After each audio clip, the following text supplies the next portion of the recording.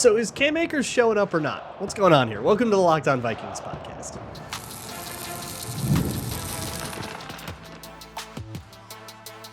You are Locked On Vikings, your daily Minnesota Vikings podcast, part of the Locked On Podcast Network, your team every day. What's up, everybody? Welcome to the Locked On Vikings podcast, where we're always trying to learn something new. It's part of the Locked On Podcast Network, your team every day. And thank you so much for making Locked On Vikings your first listen of the day each and every day. I appreciate my everydayers so very much as we approach training camp, and now a whole bunch of new people are I would assume, coming in. Hello and welcome to all of you. You can find the show wherever you find your podcasts, Monday through Friday. Just search out Locked On Vikings. You can also find the show on YouTube or on Amazon Fire and Roku if you download the Locked On Minnesota Sports app. Today's episode is brought to you by Gametime. Download the Gametime app, create an account, and use code LOCKEDONNFL for $20 off of your first purchase. Terms apply. It's going to be a Cam Akers one today. So here's the deal. A lot of people have a lot of questions about Cam Akers. I want to set out to answer them as thoroughly as I can, as I am capable of. But the first one is, what's the holdup? So I'll catch you up if you've been living under a rock. So on July 2nd, the ESPN transaction wire updated with a transaction that the Vikings had signed Cam Akers pending a physical. There was no announcement. There was no Schefter tweet or Rappaport tweet about it. There was no corroborating reporting that came with this until a full week later, where Darren Wolfson on Score North said that, essentially confirmed it, said I texted, or he said he texted like a person close to the situation, close to Cam Akers, who said, yes, that is correct. He's signed pending a physical. So assuming that there's not some big surprise or something, taking that on its face, a physical does not take a week. So what's going on here? And that sent me down a rabbit hole, and I'm going to drag you into it with me, on Achilles injuries and recovery, NFL physicals, and trying to surmise exactly what we're working with here. And then later in the show, we'll discuss Cam Akers himself, what we saw from him last year, and maybe what we can project for him moving forward, assuming he does in fact become a Minnesota Viking on the 90-man roster. So first things first. So Cam Akers tore his Achilles last year. It was his other Achilles than the one he tore the year before. So your Achilles tendon, you know what it is, the famous Greek legend. And it's a very thick tendon. You can feel it, right? It almost feels like a bone in the back of your heel. And over time, it gets micro tears and lesions and stresses, especially over the course of the career of a high cutting position like running back or wide receiver. You put that thing under a lot of stress when you do anything that's hard on your heel, right? You're cutting, accelerating, stopping, especially with cleats. And I think that the fact that cleats are getting better and better at their job, which is to grip the grass and to give you traction off of which to plant and run, the better they get, the more tension you're going to put on that thing. At least that's my not a doctor theory about it. But either way, eventually you step the wrong way, right? And it will rupture, and then, you're out for a whole season. So the recovery process for tearing your Achilles, which is something that Cam Akers is now going through for the second time, is a much different thing if it's the same Achilles twice versus if it's one then the other, which is a lot more bad luck, but not entirely. But I wanted to look at the recommended recovery process for athletics. And this is, I'm referencing something from the Orthopedic Associates of Hartford. It seemed official enough for a football podcast, so I went with it. And there's this write-up on how to kind of assess somebody's readiness to get back into physical activity and all that stuff. But these kinds of things are made for like laymen who, like to exercise, like when are you going to be okay to like go rejoin your rec basketball league? Not NFL level athletes, which are going to be on a bit of a more intense regiment is I guess what I'll say, without getting in any other trouble. But so this is, I think, a little bit less intense than what Cam Akers is going through. But essentially, the big goal here is reconstructing your calf, getting girth back into your calf, which is a big one. Your calf is going to atrophy. If you are an NFL athlete with NFL muscle bulk, and then you have to basically keep it elevated for a week or two, you're going to lose size, and your feet or your calves are no longer going to be the same size. And you're going to lose some in your other calf as well. So keeping that balance is really hard. And if you're tearing the other one, or if this, I think this kind of goes for knees as well, you tear one ACL and then 2 years later you tear the other ACL, that might mean that goal wasn't accomplished in the first stint of rehab. You were, for whatever reason, you didn't quite build the muscle back in total equality. And then there's like the strength tests of it, where essentially what you want to do, and some people even posit, and I don't know how real this is, but like your tendons don't get a lot of blood flow. So working it out and trying to strengthen that tendon is really, really, really difficult. You have to put that thing under a lot of stress to actually get it to respond the way your muscle responds when you lift a weight. But some people would still say if you do heel lifts, sometimes your Achilles will be better. Do your own research, I guess. Or, ask a real doctor and don't get that advice from a football podcast. But essentially what we're dealing with is once you get past the actual like surgery recovery steps of waiting for inflammation to go down, getting out of the walking boot and all that, and actual like incision healing, once the injury itself has healed and you're into the real meat of the rehab process, which is regaining strength, which I think is kind of counterintuitive, right? It doesn't take you a year to recover from a surgery. It takes you a year. It takes you 4-ish weeks to recover from not only just, keeping the incision wound clean and properly healing that, but then like the actual surgery, the actual like internal damage and the repairs of the surgery and all that stuff that's happened in there, that heals over like 4 weeks. And then for the next 8 weeks, you're kind of going easy on it so that you don't re-rupture. And then it's kind of from that 8-week period onward that you're just trying to rebuild your ankle.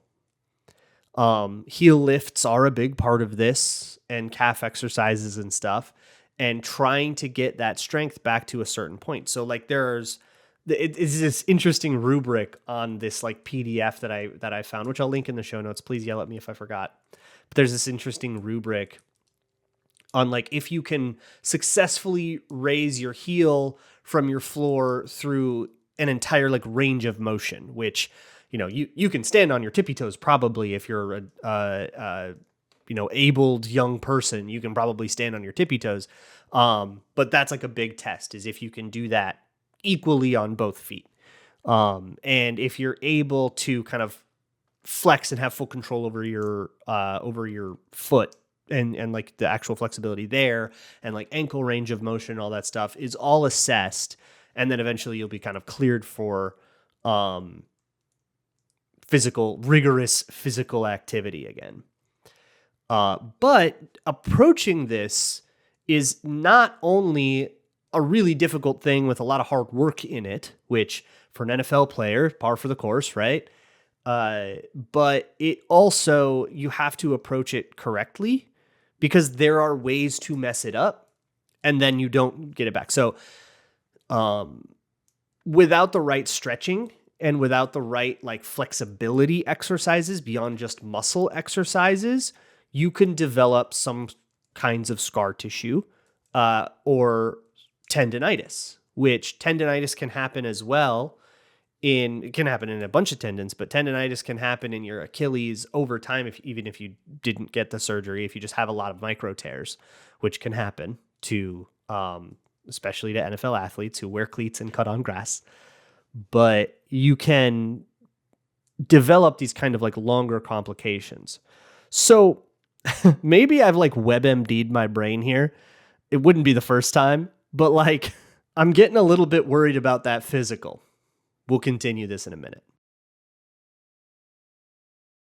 Today's episode of Locked On Vikings is brought to you by eBay Motors. Passion, drive, and patience is the formula for winning championships, and it's also what keeps your car alive. Your car's got to be running. It takes you from point A to point B, but it's also a reflection of your lifestyle, whether you have a big truck or a little sporty car or something that just gets you from point A to point B or something big that can fit all the kids. Whatever it is, it's an extension of who you are, and it's important to take care of that. So whether it is LED headlights or roof racks or superchargers or something under the hood that just keeps that thing running, eBay Motors has you covered with over 122 million parts for your number one ride or die. And you'll always find exactly what you're looking for. With eBay Guaranteed Fit, your part is guaranteed to fit your car every time or your money back. So keep your ride or die alive at ebaymotors.com. Eligible items only. Exclusions apply. eBay Guaranteed Fit only available to U.S. customers. Moving right along here with the Locked On Vikings podcast. Thanks so much for hanging out. When you're done here, you should check out the Locked On Sports Today 24/7 YouTube feed. It is a 24/7 live streaming channel of all things sports. There's nothing like it on YouTube, of all local coverage 24 hours a day. Let's move on here. So here's the concern. And I am going into wildly speculative territory here. Do not take this as news. I'm just looking at what I know, which, as not a doctor, your guess is as good as mine, and I would love to hear what you think of all of this information, how you're kind of putting it together. But here's what I'll give you. Here's what I'm getting. Let's say, for the sake of argument, that it is indeed true that after Cam Akers tore his Achilles the first time, upon rehab, the gait wasn't like right. And that's actually part of the rehab process, is retraining your gait to walk evenly. This is, I think, a thing in people's gaits. Like if you are, I think it has to do with handedness too, maybe, but like most people don't take even steps, like perfectly even steps. It'll be, your left foot will step a little bit further than your right foot or whatever, because our bodies are not 100% symmetrical like they were made in a lab, right? There's little imperfections everywhere. And so getting it back to that kind of like even enough where one leg doesn't absorb more wear and tear than the other is like part of that process. But it is a difficult thing, or it sounds like a pretty difficult thing, to get your calves to be exactly the same strength like they were pre-injury, right? If one undergoes more of a stress than the other, to not just be like, that's my bad leg, right? To get them back, and to not overtrain that leg so that there's more muscle on that one, and now the other one's a little weaker, and now you're causing a different stress that way. So for the sake of argument, let's say that they missed there, that something was imbalanced there, and that goal was not properly achieved. And then after, I think, a year and a half, a season and a half of additional wear and tear, the other Achilles goes, because it was under that much more wear and tear, right? It has that tendonitis or whatever, and or not that tendonitis because it's like inflammation, but micro tears, stress, extensions, stuff like that weaken it, and then eventually it ruptures as well in that Atlanta Falcons game after it comes to the Vikings, and he's now back in that rehab process. If you were uneven to start, and now you have like another chance to get even, doesn't it feel like there's a big range of outcomes that can happen there? Now, percentage-wise, very rare so this is what the Connecticut thing says, that it's very rare for repeat surgery to be needed. I don't know if I've ever heard of that in the NFL, unless, they re-rupture the thing, which is, I guess, a different category of issue. But it is not unheard of for Achilles rupture surgery patients to experience swelling, inflammation, pain, stiffness, soreness, losing that range of motion, because like that perfect rehab where you get back to exactly the level of strength and body type and athleticism that you had before, exactly the balance of speed and bulk that you naturally had is kind of a moving target. So it's not unheard of for inaccuracies, is I guess what I'll call there, to cause discomfort and eventually additional stress and eventually, potentially re-injury, right? But this is not a case of re-injury. This is a case of the other one getting injured. So the speculative case that I'm building here, that he was uneven and that it put more stress on the other Achilles and then that one ruptured, it almost gives him a second chance to kind of rebuild his body below the knees and get to a more balanced state. And so I think that there's every chance in the world from the optimist's perspective that if that's the case, if that's how this went down, that it means that he could be completely fine from here on out if that goes well. The thing about it is, so the signing comes July 2nd, pending physical. So why are we waiting so much more on the physical? This could be a timeline thing. Looking at the timeline, I mean, it takes the better part of a year. He got hurt in, I believe it was like firmly November, right? It was like deep November. I don't think it was quite Thanksgiving week, but it was like week 9. So we were deep into November. So we're only 8 months removed from it. That's a pretty quick timeline for an Achilles. And so the thing about it is, like, looking at Kirk Cousins, who tore his Achilles a week prior and is older, therefore, healing and stuff you would assume to be slower, but everybody's body is different. The Falcons, as far as I understand, waived the physical because he would not have been able to pass it. So what does an NFL physical entail?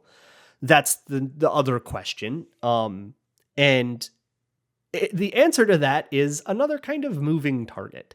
It is not standardized. There's no physical requirements in the CBA. The combine's a little bit more standardized. It's comprised of an X-ray and, a number of course, very well documented physical tests and all that.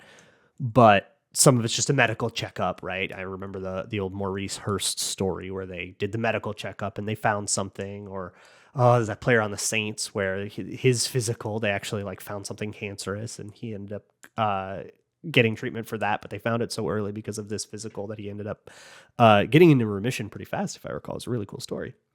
I'm getting distracted. So that's part of it, is the physical is just checking out your body. And then the one thing that is in the CBA is that the player is required to disclose any pre-existing conditions or anything that they know about. Hey, I twisted my ankle last week, by the way. That's part of the physical. And if they don't do that, if they lie about an injury, the contract can just get voided.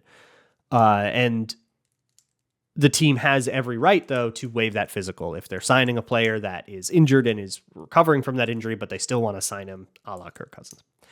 But the Vikings didn't make that choice. They are pending the physical, so they're waiting on it. So I guess here's where we're at. Either we're just not at that point in Cam Akers' timeline, and that wouldn't really be cause for concern. That would be pretty fast, I think, for him to be at a point where he can do what an NFL physical entails, which, while it's not standardized, it usually will be a fairly intense conditioning test. You have to run a certain amount in a certain time. You have to be able to, I think there's weights in it. You have to be able to do a certain amount of stuff that unless you're an athlete, you or I cannot pass an NFL physical ever. I'm just not in good enough shape, and I probably never will be. So if you're not 100%, you might not be able to do it. And especially if you just show up out of shape, right? Which that's not really an issue here, but it does happen.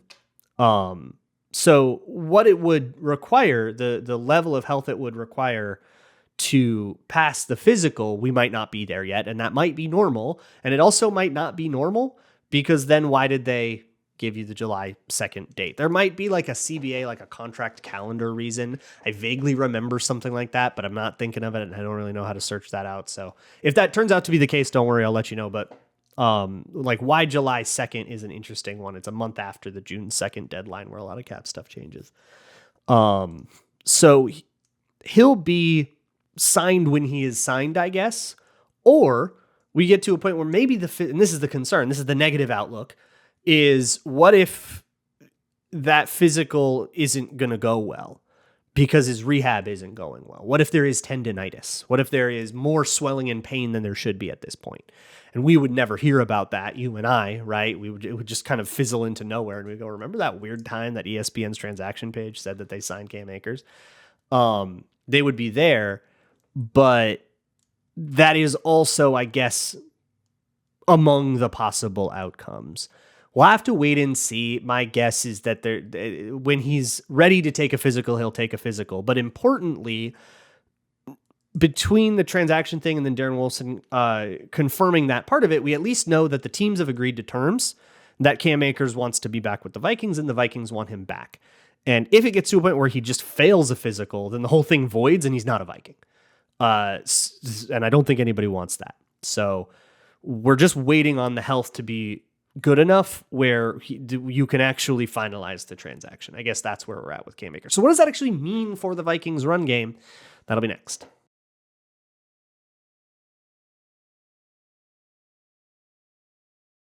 The running back position in 2023 was potentially the worst on the Vikings. Luckily, the value of that, the impact of that, like if you're going to have a position where you struggle, you probably put it there or like specialists or something. But it was rough and it was rough enough, especially with the fumbling the fumbling problem Alexander Mattison had. And I think just a really conservative style from him. And then Ty Chandler not really being ready to take over until he came in late in the season. But even late in the season, he had his own fair share of struggles that sort of exemplified, I thought, why he wasn't playing earlier. You still had Cam Akers come in the middle of this, and they brought him in after week 2, if I recall. So he was, he's a Kevin O'Connell guy. O'Connell loves this guy. And whatever happened between him and Sean McVay, O'Connell wasn't even in the building for that, so I guess we don't care about it. And it seemed like it was fine. It seemed like he was really taking to the culture in Minnesota, and I really liked what I was starting to see from him. But the difference between these two guys was really fascinating. I did a Patreon video about it back when it was happening in the middle of the season, which you can still go watch for free at patreon.com/LukeBrunnNFL. But I guess the difference between Mattison and Akers is a matter of like greedy and conservative.